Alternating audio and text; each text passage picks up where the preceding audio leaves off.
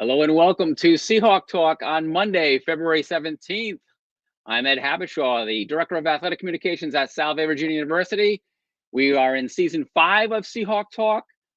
We've got a 1-hour packed show for you tonight. We'll also bring in our Assistant Director of Athletic Communications. That is Emily. How are you? I'm good. Thank you for having me on Seahawk Talk tonight. I'm excited to get to highlight some of the performances our teams have had recently. It'll be really cool to talk about.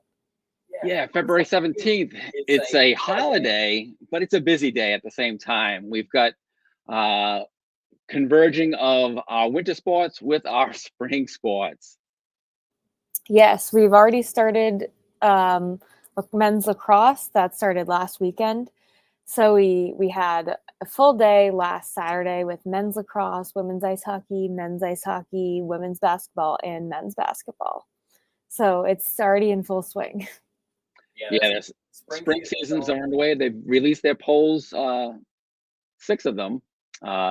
Baseball, softball, men's lacrosse, women's lacrosse, and men's and women's tennis are both being publicized through the NUMAC with their preseason polls.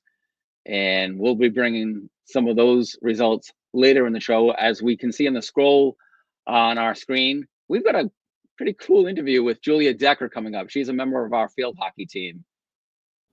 Yeah, it was really great to sit down with Julia. She's a junior on the team. She's a nursing major. She's involved in a lot of things on campus outside of, what she's doing on the field and how she's excelling on the field. I talked with her a little bit about the Smile Project, which she's done a lot of work with since high school. So we'll sort of get to hear a little bit more from her about that later. And then Jen Foster, the head field hockey coach, will be joining us to talk about Julia's impact and the National Girls and Women in Sports Day Clinic, which will be coming up later in March. So a lot to talk about there too. Yeah.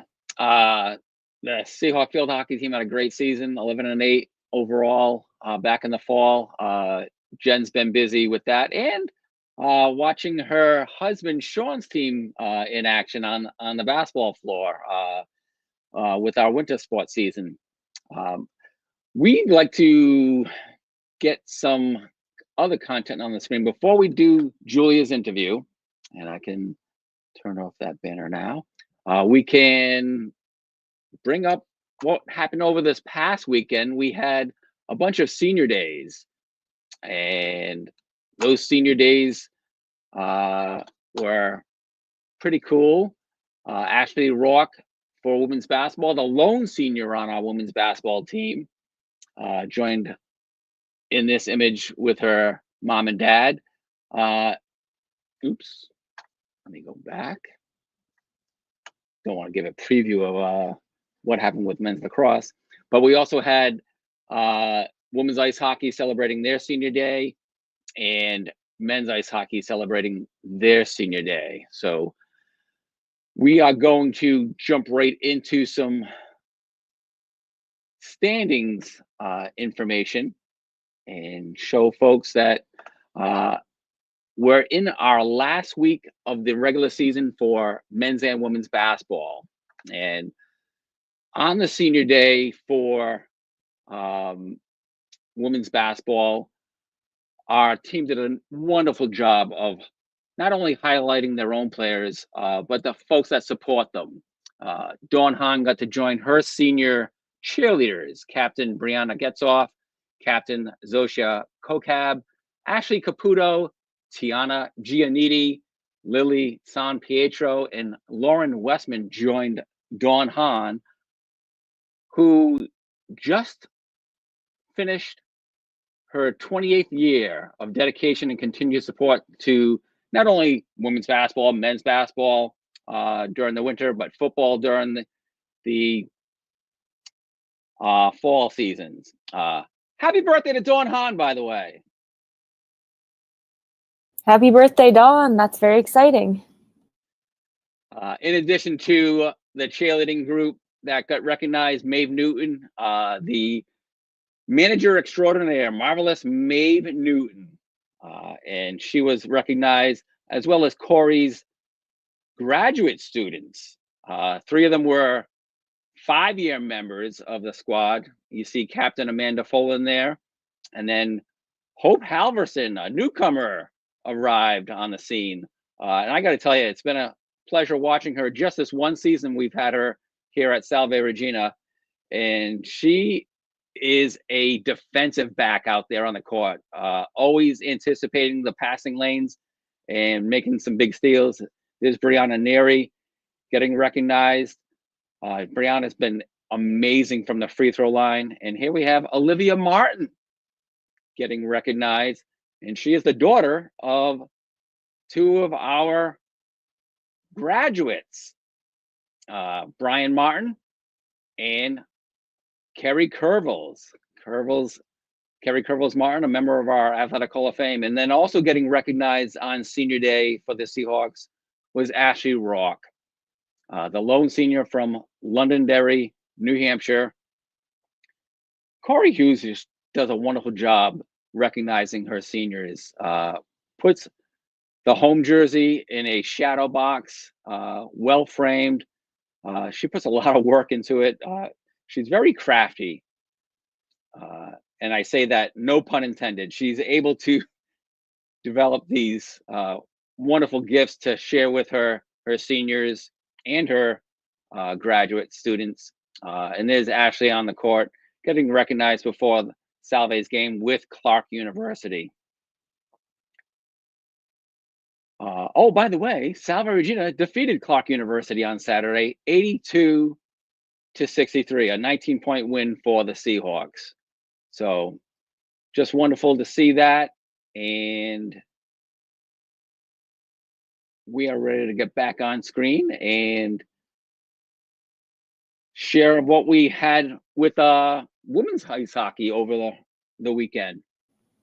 Yeah, so women's ice hockey had a really exciting weekend. They had 2 wins over University of Southern Maine, which they were in third in the NEHC standings that kept them in third. And as they go now to the postseason, this means that the Seahawks have earned the right to host at the Howard Rink at St. George's. And that's going to be at 2 p.m. on the 22nd of February. They are going to be hosting the Southern Maine Huskies again. And that'll be a really exciting game. And this past weekend, also on Saturday, the team held senior day. They celebrated 4 seniors and 1 graduate student. And I'll just talk a little bit about what the senior script looked like. So first they honored Darby Rich, who is a graduate student. She did her undergrad at St. Michael's College, and she earned a bachelor's degree in psychology. While she was there, she played hockey and lacrosse, and she's actually continuing her master's degree in clinical counseling at Salve. She's number 2. And next up was Emma Breen, number 5. She's a senior defenseman from Norwell, Massachusetts. She's majoring in elementary education with a minor in special education, and she hopes to be a first grade teacher in Massachusetts after she graduates. And some of them did some fun facts. So the fun fact about Emma was she went to space summer camp with NASA for 17 years. It's a pretty fun fact. Wow. Next was Jess McPherson. She's number 10. She's a senior forward from Waltham, Massachusetts, and she's graduating with a bachelor's of science in biology with a minor in chemistry. And she plans on pursuing a career in forensic science after graduation. And another really exciting thing about Jess is she actually scored her first career goal this past weekend in the 2-0 shutout of Southern Maine. And so it was the game winner that she scored. So she had a really amazing, successful senior day. And a fun fact about Jess is she is part of an amateur synchronized swimming team. So that was Jess. Then they could be professional. The next, number 21, Elena Palmer, is a senior forward from Brunswick, Maine. She plans to continue her degree in biochemical engineering at UMass Dartmouth after she graduates. And a fun fact about Elena is she was a SEAL trainer at the New England Aquarium. And finally, number 25, Emma Pereira, is a senior defenseman, and she actually has her sister on the team, a freshman forward, number 23, Reese Pereira. And Emma's a 2-year captain. She is going to be getting a degree in nursing and plans to be a pediatric nurse after she graduates. And her fun fact is she was drafted onto the U.S. national bowling team at 14. So another maybe dual sport athlete. I don't know if she's still bowling, but that's pretty cool. Those are amazing fun facts. My goodness. And they have such range with them. They do, yeah. Bowling, space, seals. Right? Yep, and you can see in this picture, starting from the left, it's Reese Pereira, Emma Pereira, Elena Palmer, Jess McPherson, Emma Breen, and Darby Rich. And behind them is all their parents and family. And they also took a bunch of fun pictures with the rink manager, Mike, who is behind Emma. He's sort of poking his head out. But yeah, we got a lot of good ones with just him in it as well. Nice. He's always giving them a clean sheet of ice. Yes. And we have some highlight clips that we can share. So remove that for now. And then the 3-1 win over the Huskies on Friday night. We have 3 goals right here. In from Drevich. Richard gets the deflected shot on goal.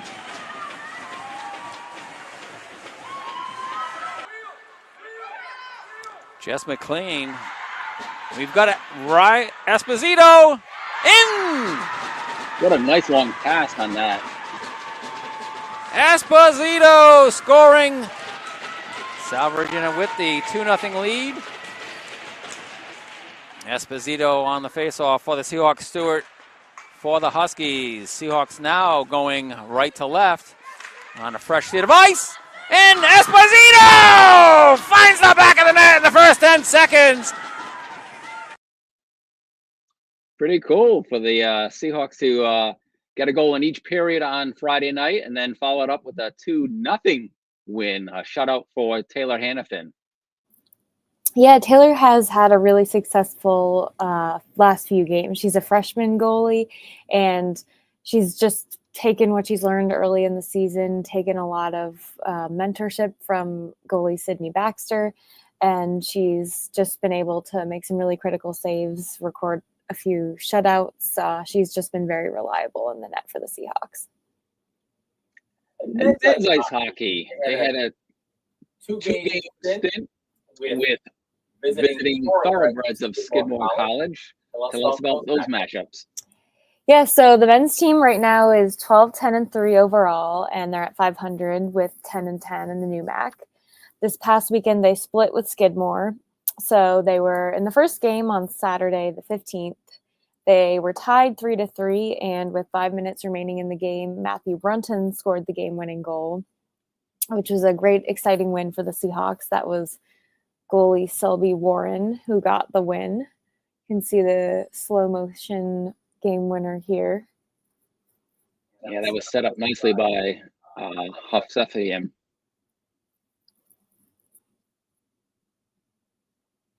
Beauty. Yeah, you can see the puck flying in the back of the net there. And then a nice celebration. And that was about 3 minutes ago? It was about 5 minutes. So a little over 3 minutes, yes. So they had to hold on for that down the stretch. They did. Because Skidmore pulled their goalie. I don't believe they pulled their goalie. I have to look back at our stats. We may see it here. Okay. Yes. When the camera changes after the Seahawks timeout. Okay, yes. Because I believe Zach called this time out. To get his team ready for the Thoroughbreds empty net. Yes. So, yeah. And we were able to kill it there. Yeah, this is a nice shot of the celebration at the end as well. Yeah, there's an empty net down the other end. We just weren't were able able to to find it. Yes, There was one moment I saw, Emily, where we had a shot on the goal, but it went wide. Yes. So, yeah, we definitely did pull our goalie, or sorry, Skidmore definitely did pull their goalie in the end of that game in a similar way. We pulled our goalie the following night, although unfortunately that wasn't quite what we needed, but did not work out in our favor. We had the we were trailing 5-2, and we had this moment back in January when we were trailing 4-2 against New England College. We were able to score 2 goals with the extra skater in our net, getting the extra skater, scoring 2 goals to tie the game, eventually winning the game in overtime. Thought Lightning could strike again yesterday on Senior Day. It just wasn't meant to be. Yeah, it ended up being a 6-2 final, and it was definitely it was a little bit of a testy game at times. There were some penalties, and so it was a bit physical, but the seniors had a really wonderful senior ceremony before the game. They have a pretty big senior class, and I'll talk a little bit about that class. And the wonderful thing was a bunch of alumni wrote the senior script. So they have been able to see those seniors grow from freshmen all the way up to where they are now. Yeah, a big senior class. You can see the balloons in the background. So first, they honored number 6, Josh Kroon from Calgary, Alberta, Canada. He graduates with a degree in business administration and minors in finance and economics. This team has a lot of athletes with multiple majors or minors, so they're quite involved in the classroom. Next, they honored number 12, Braden Young from Prince George, British Columbia, Canada. He graduates with a degree in finance and minors in economics and business administration. Next was number 13, Caden Kandarka from Red Deer, Alberta, Canada, graduating with a major in economics and minors in data analytics and finance. You'll notice a lot of Canadians in this lineup. Next was number 18, Ian Tukane from Fort Frances, Ontario, Canada, who graduates with a major in business administration and a minor in psychology.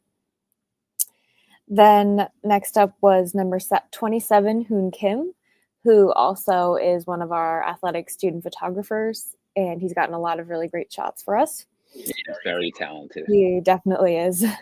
On the tennis courts, and behind the camera. Yes, behind the camera as well. And he's graduating with a degree in finance and minors in philosophy, economics, and marketing.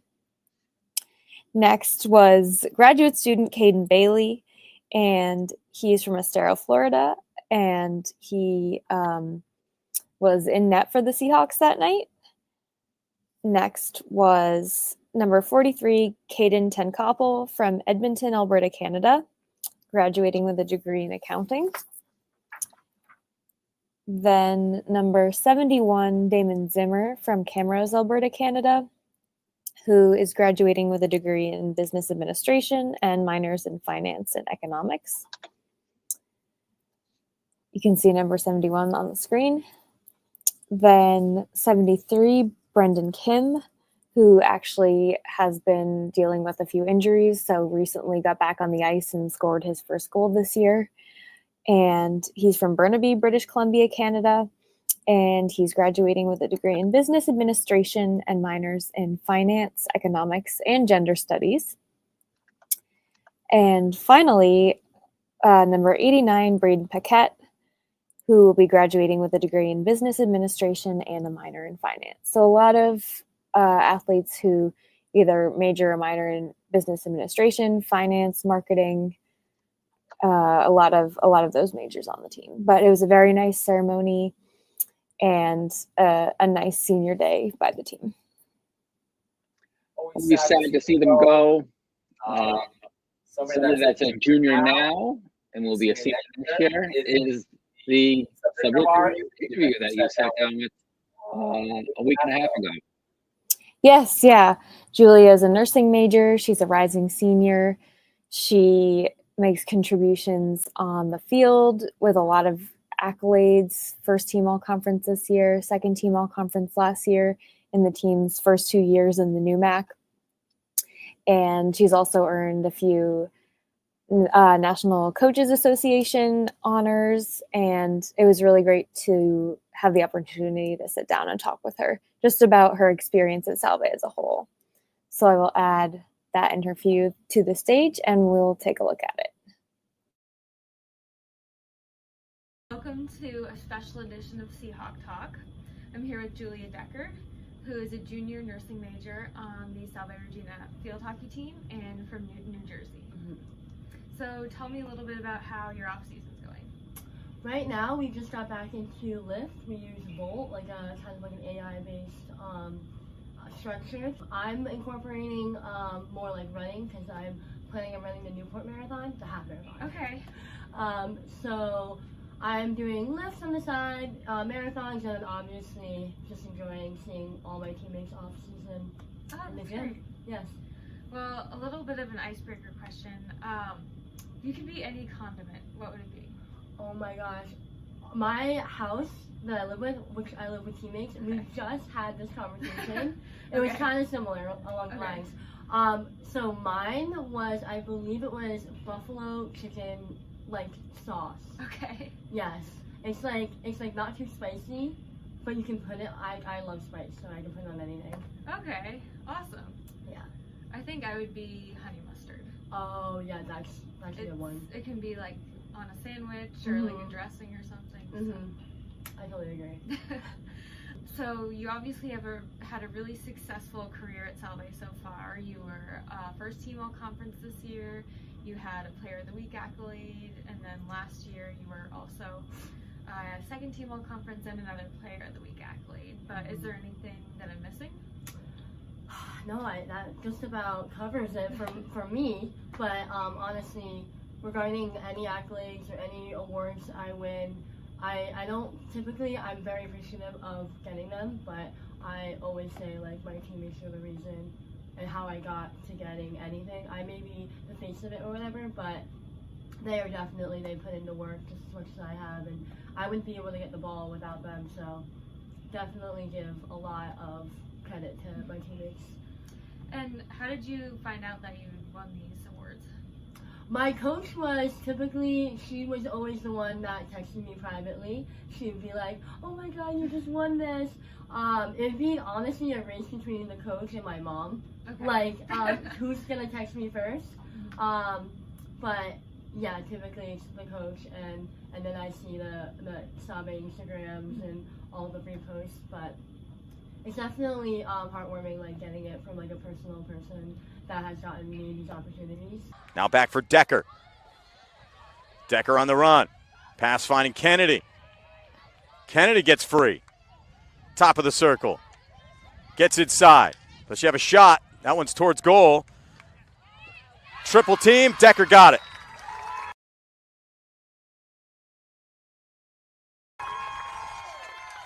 Since being here, you can look at all of the stats of how each season has gone, especially like obviously from like when I've been here.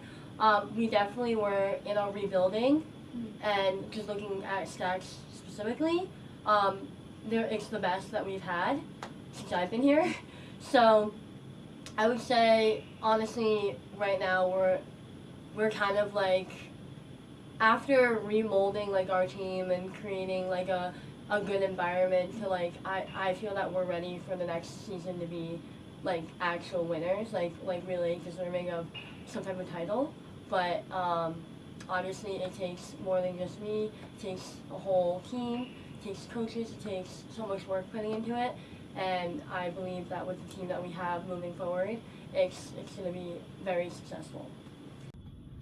And what was so you were here for the transition from the CCC to the new Yes. I only had one season with the CCC, and then, immediately went to the new MAC. And what was that like? Honestly, I didn't really grasp the whole, entirety of it, of, moving conferences. Mm-hmm. And then after looking at, the new teams and the old, comparing the new teams, the new MAC teams and then the CCC teams, it definitely opened my eyes of, we're in a better conference.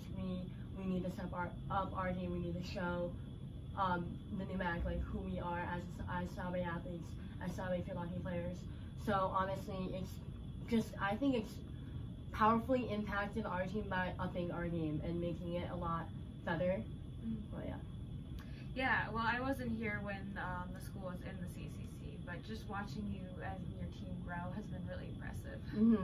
I'm very proud of all the work that we've been doing. Yeah, you definitely should be.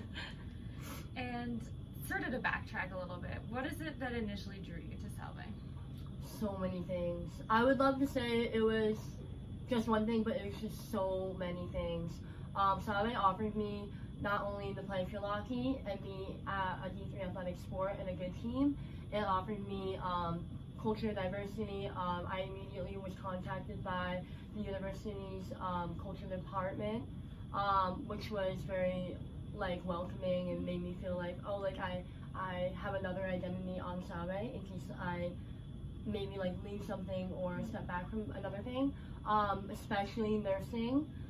Nursing program, from reading about it, it's amazing. It's a very powerfully accredited department, and I'm very proud to be a nursing major here. And then honestly, I didn't see myself typically at a closer school, closer tight-knit environment, but I have learned so much to love it and appreciate it, and this school is definitely the one for me. Yeah. Oh, that's great. Yeah. And so you talked in your publicity form about your work with the Smile Project and your own personal journey. Can you just share a little bit about that? So I started the Smile Project a little bit even before high school. Okay. It started as what's called a 20-time project. So you would spend 20 minutes each week working on something you care about, a passion you have. I started it, it kind of evolved into so many different projects, but it started with bottles made for cleft lip and palate children, because I was born with a bilateral cleft lip and palate. Mm-hmm. And then it kind of evolved to me wanting to make it a bigger project than just bottles. So I reached out to a nonprofit organization, Love Without Boundaries, that do close work with children and babies all around the world. I specifically aimed towards China because that's where I was born. But the whole objective of it is for me to sponsor children with cleft lip and palates in underserved areas. So far I believe we have 8 sponsored children for their first cleft lip and palate repair. And then, yeah. Wow, that's really incredible. Well, yeah, nursing was definitely derived from my own journey as a patient throughout my life through having the cleft lip and palate, and I also was diagnosed with an autoimmune disease, lupus. Okay. So, yeah, nursing has always been just around my life because of hospital stays and all the attention I've gotten there, and then I've always just wanted to take it back and use my own reflection as a patient now as a nurse in the future and help people that way. Oh, that's really inspiring and wonderful. I have definitely been planning on potentially having a game, because I know each year for Sabe field hockey we do a game towards a cause, and I would love for in the next season to really implement having a game for the Smile Project. Talking about your nursing degree, how are you able to balance everything that goes on the field, the weight room, your training with your nursing classes? Yeah, it's definitely easier said than done. But honestly, I'm thankful to have a coach that is actually very structured in what we do in season. She provides us with like a great schedule, like to the minute, which is so helpful for a nursing student, especially be able to like know exactly when I need to be somewhere, what, so that like there's not going to be really any pop-up things or things that derive from the schedule, which is very helpful. And then for Volt, again, like you schedule for lifting, you schedule when you want to lift, and you do it with your like a group of girls on your team whenever you can.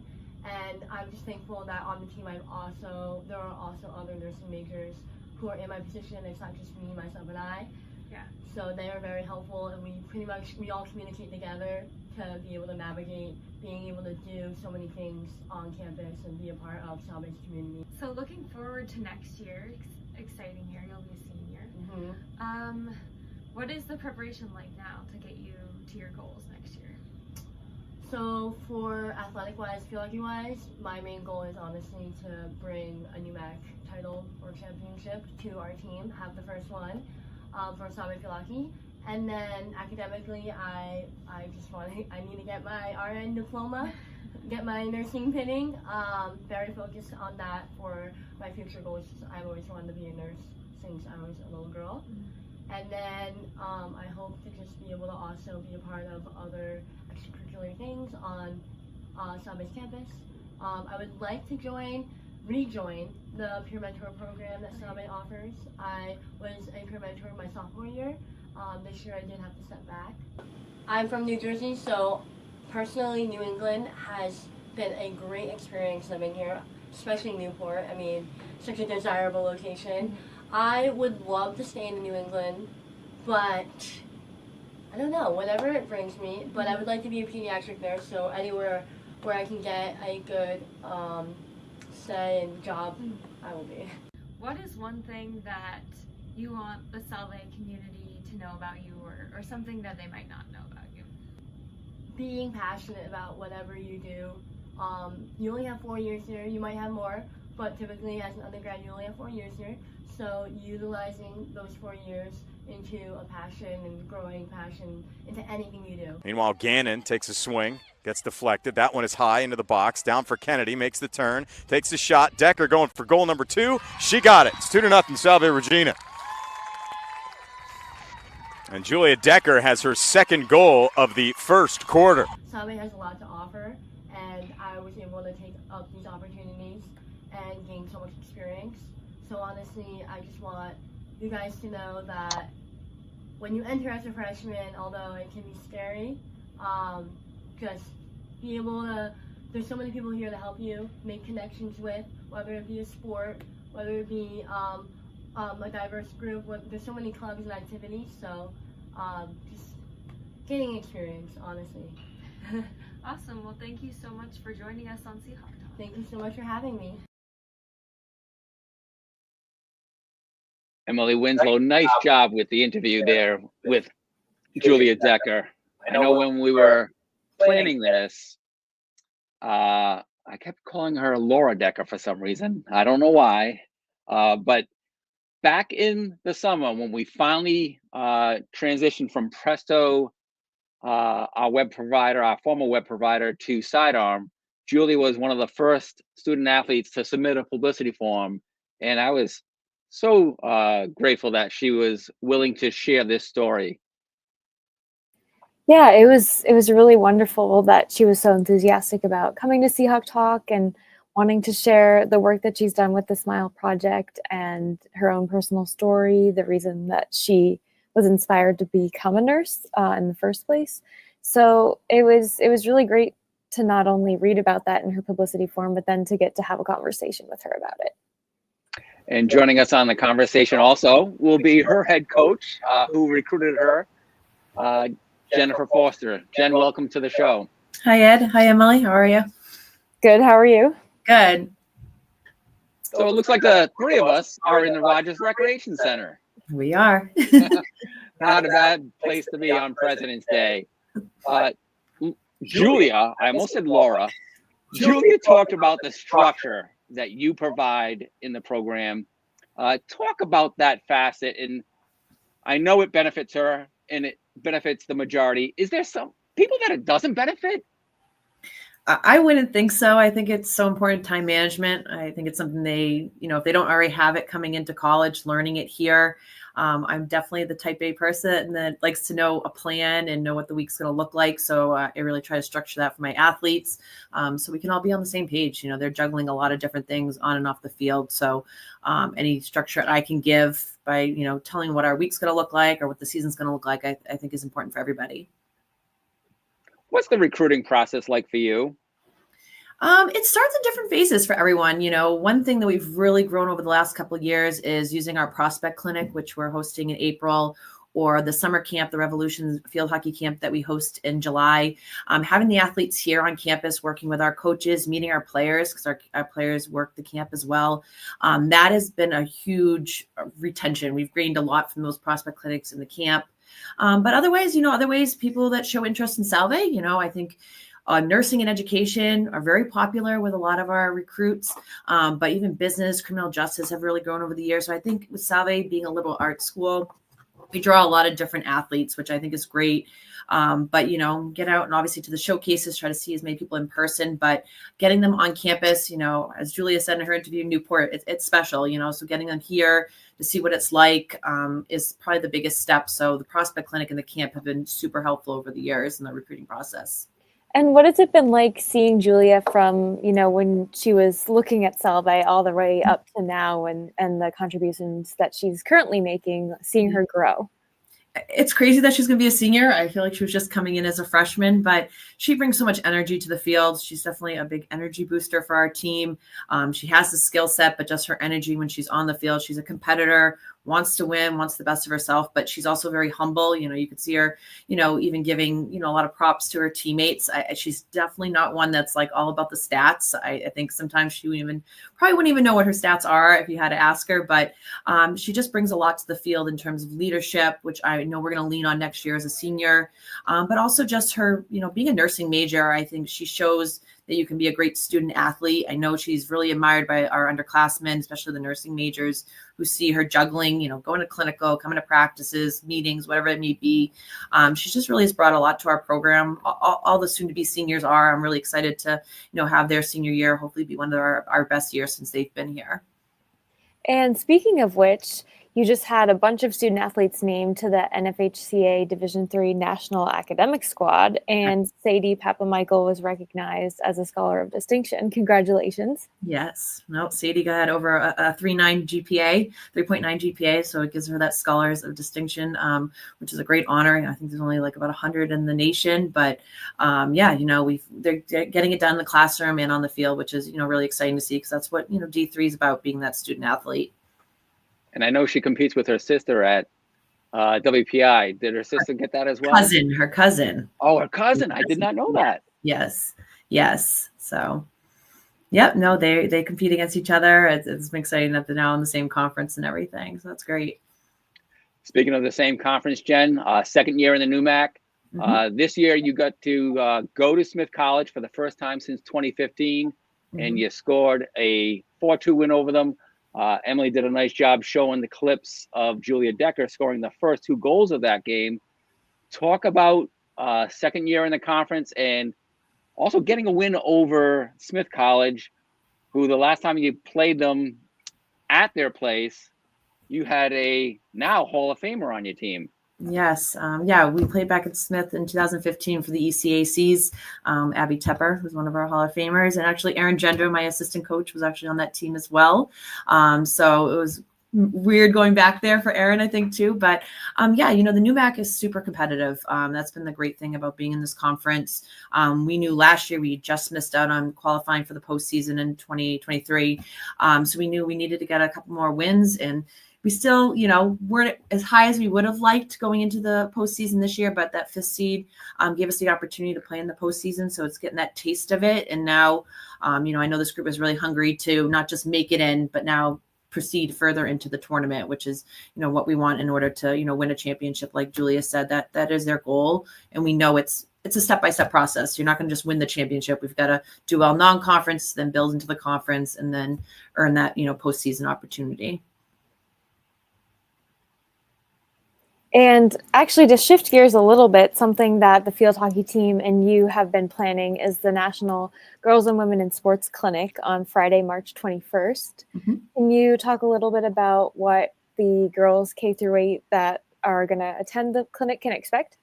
Yeah, this has been going, I think, I want to say back to like 2008, 2009. It's definitely a few years after I started here. It started from a former assistant AD, but all 9 of our varsity sports will be participating. So a big variety, as you can see on the screen. We set it up in Rogers Gym and around Rogers Rec, and the girls, the attendees get to go from each station and learn different sports.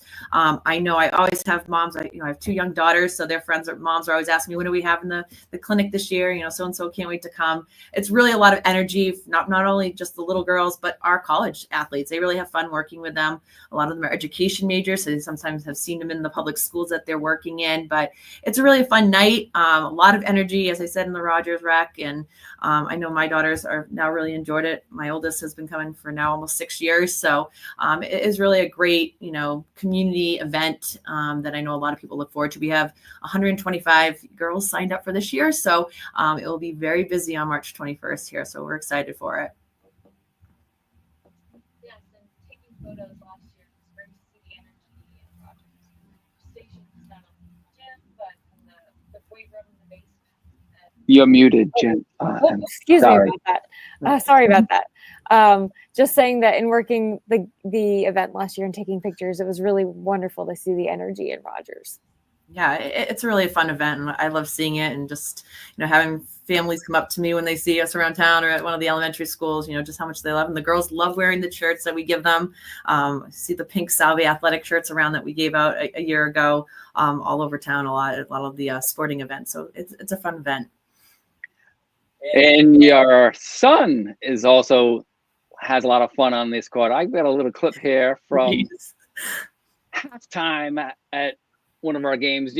You're not only in attendance at Sean's games, but you're also there often for the women's games as well, because your kids just love coming out to the gym and shooting the ball around. I get a kick out of the fact that your 3 kids come down on the court and they're close in age, but they really work with each other. I don't know what they are like at home, but on the court here, they're very well behaved. Great. No, they love coming.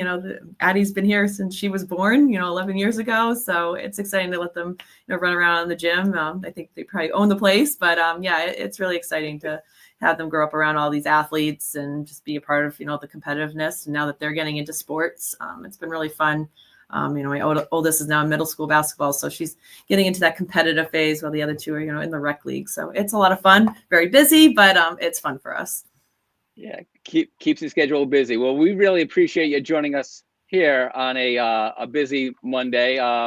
Hope it didn't affect your schedule too much. No. I know it's President's Day, so most of us, or some of us, had the day off, and we're able to be away from the office. But we appreciate you coming in today and joining us on SeahawkTalk. Yes, thank you so much, Jen, for being here. Thanks for having me.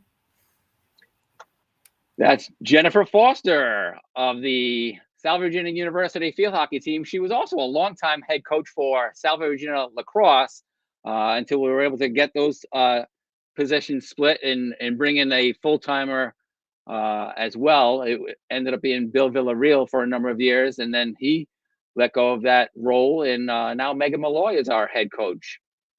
We're going to take a break here and then come back with some more content. We're going to start to look ahead to our spring sports, but we'll take a break here and be right back.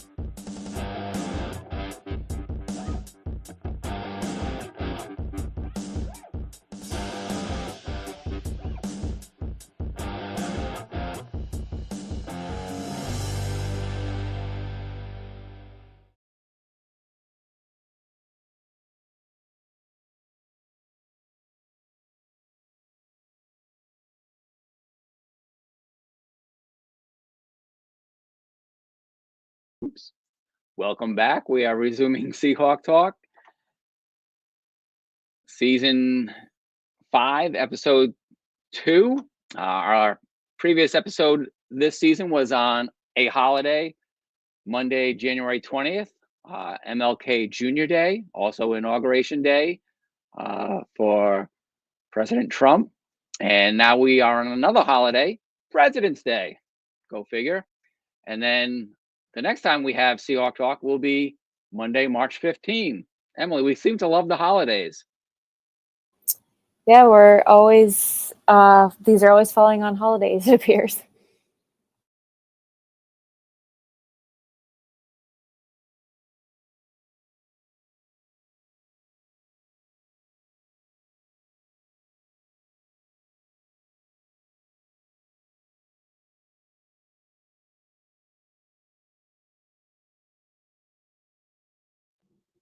Now can you hear me?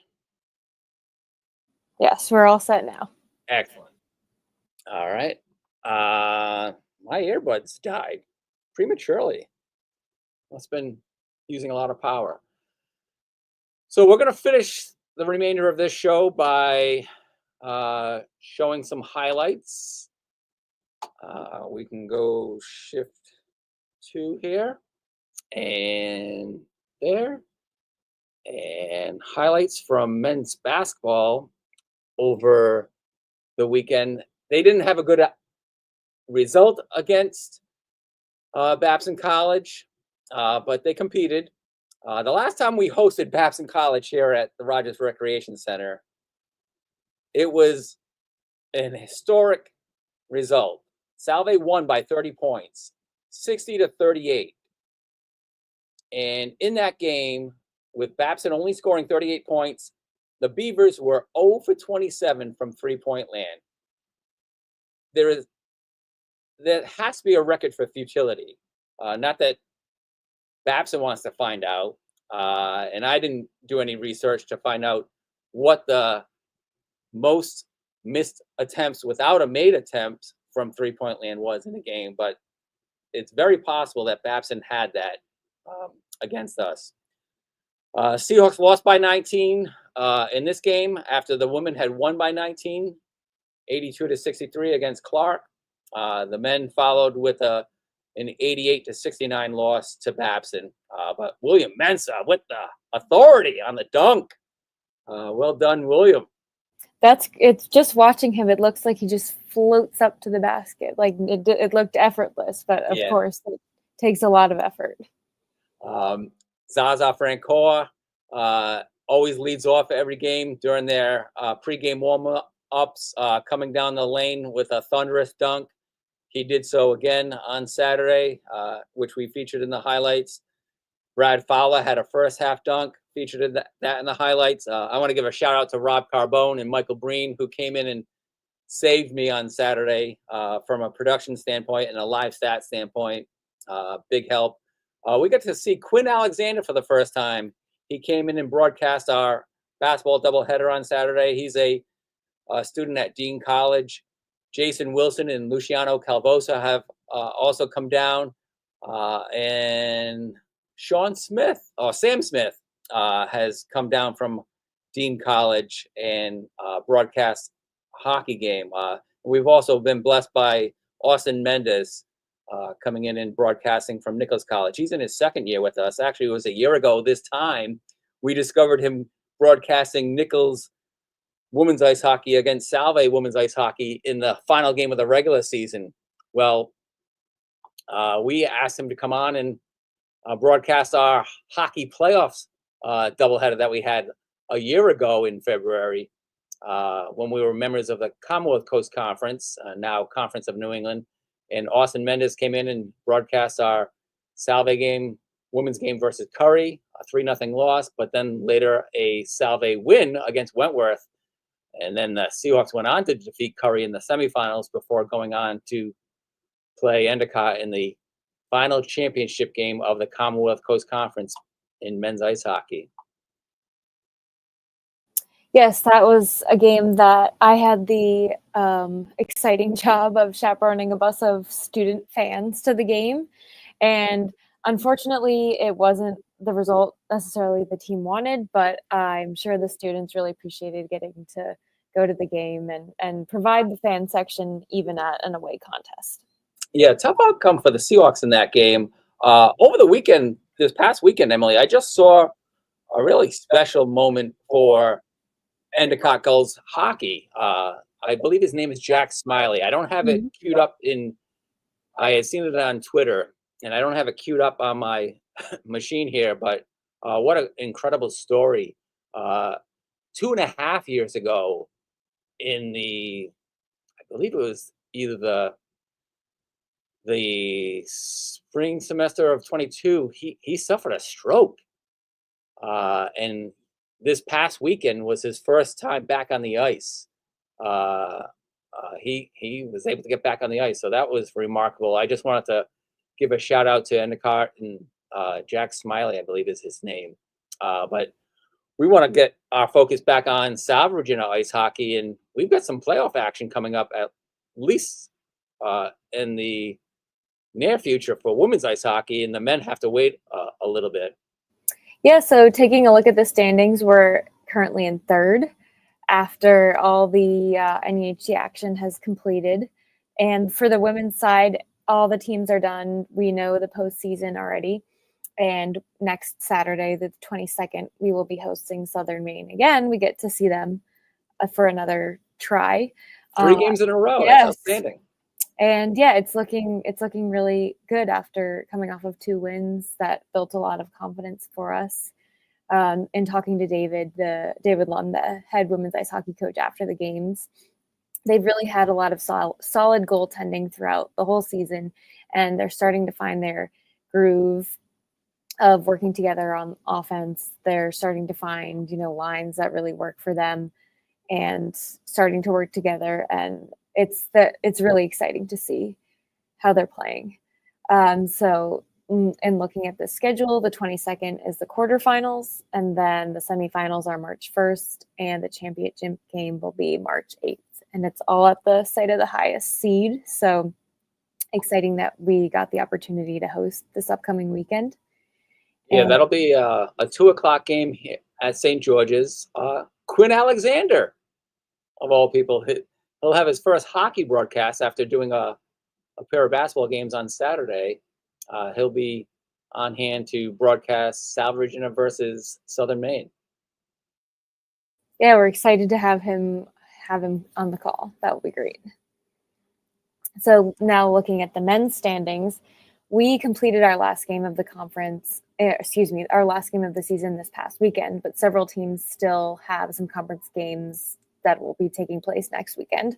So we won't know until after all of those games have completed on the 22nd. But you can see we're in 4th behind Norwich and ahead of Skidmore. So we could potentially see Skidmore again in the postseason. We could potentially host them. It really depends on the result of the Skidmore-Norwich game next weekend, and New England College will be playing Albertus Magnus, so we'll have to see how that lines up. But we can finish anywhere between 4th and 6th, meaning we will be advancing. It just depends on, will we be hosting or will we be traveling?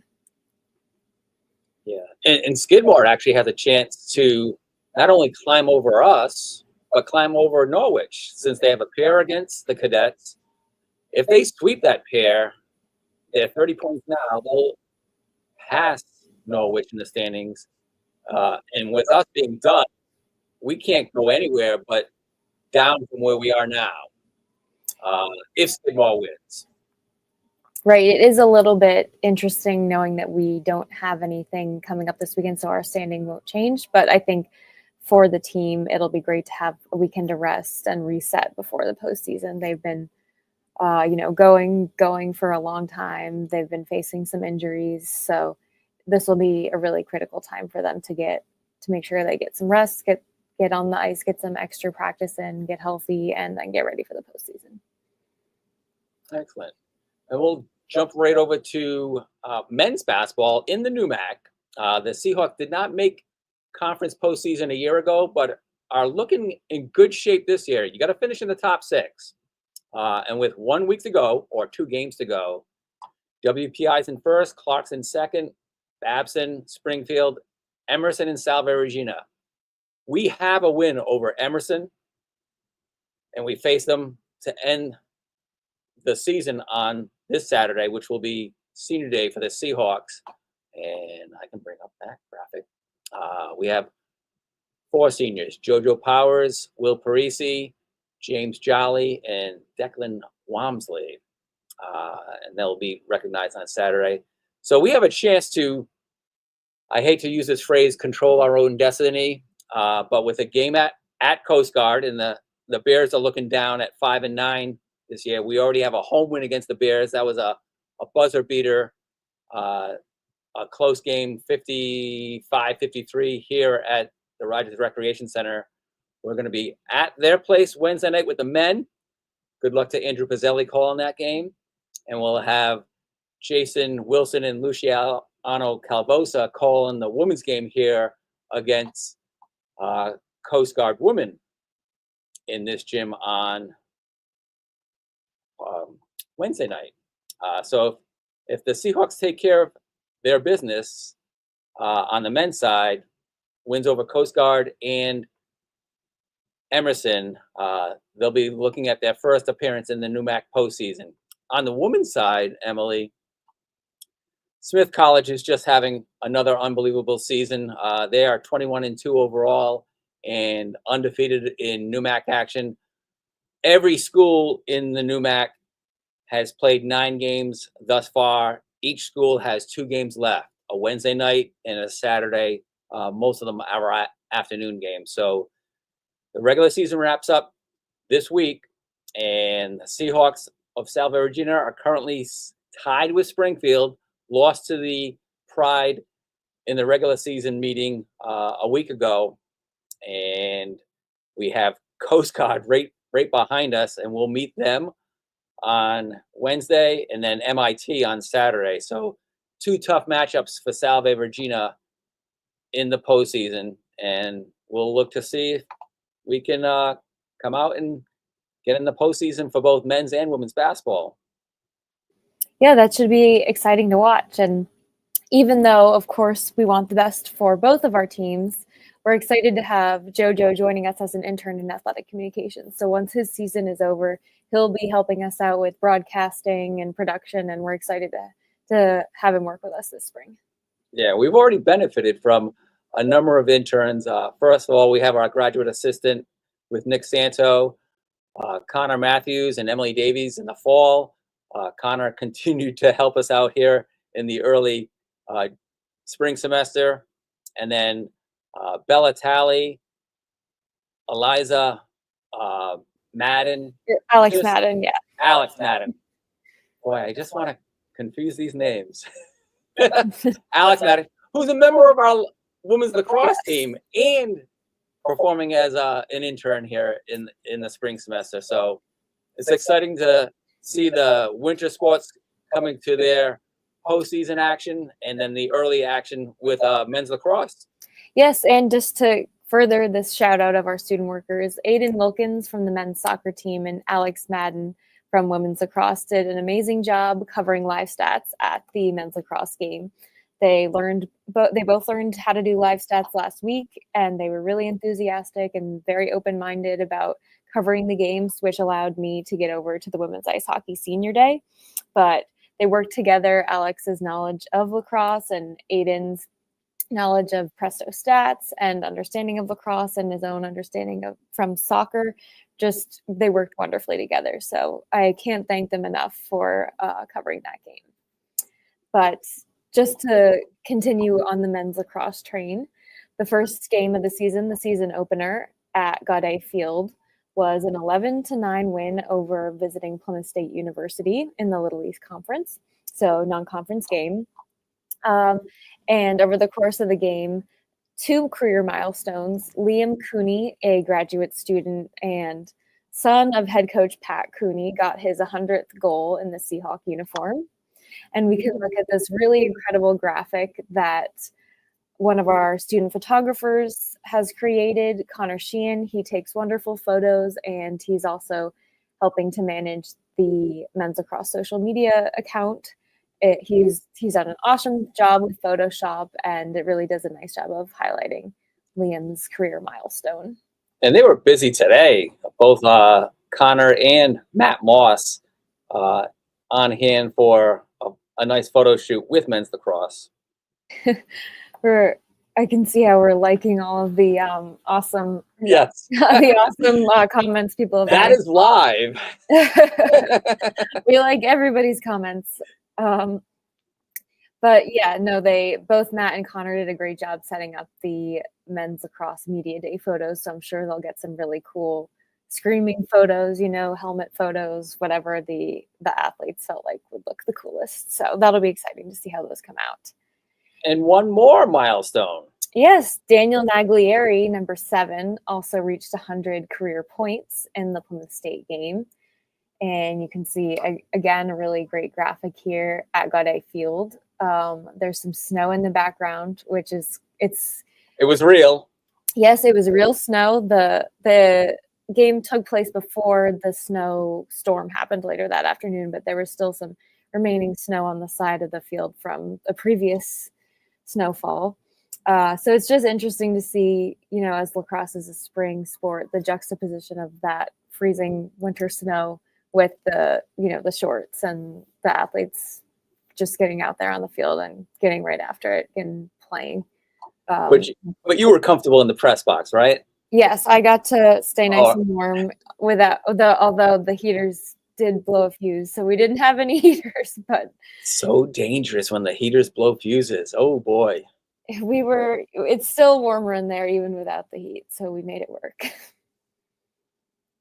Well, I want to thank you for your interview with our guests, Julia Decker, and also our guest, head coach, Jennifer Foster.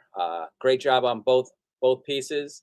And thanks for joining us on Seahawk Talk, episode 2 of season 5. Yes, great to talk to both Jen and Julia, and excited to be here on Seahawk Talk. And thank you, Seahawk fans who were able to tune in and join on this holiday. All right. We'll be back in March after spring break. We've got a ton of teams traveling to warmer weather for spring break. I'll be able to join South Virginia softball in Tucson, Arizona, while South Virginia baseball is in Central Florida, and men's and women's tennis are in Hilton Head, South Carolina. Good luck to those teams competing far away from Newport, Rhode Island, as well as the teams staying nearby. Both lacrosses have a few games either in the middle of the week or on that weekend, so they'll be staying in the cold, frozen tundra just to get in some more games. But they're super committed, and it'll be great to see the results of those contests as well. And we hope that the weather improves as we get closer to spring break, not only where the teams are traveling to, but also here. Definitely. Hoping for warmer weather. All right. Thanks, everybody, for joining us on Seahawk Talk. My name is Ed Habershaw. And I'm Emily Winslow. Have a good night, everybody. Have a good one.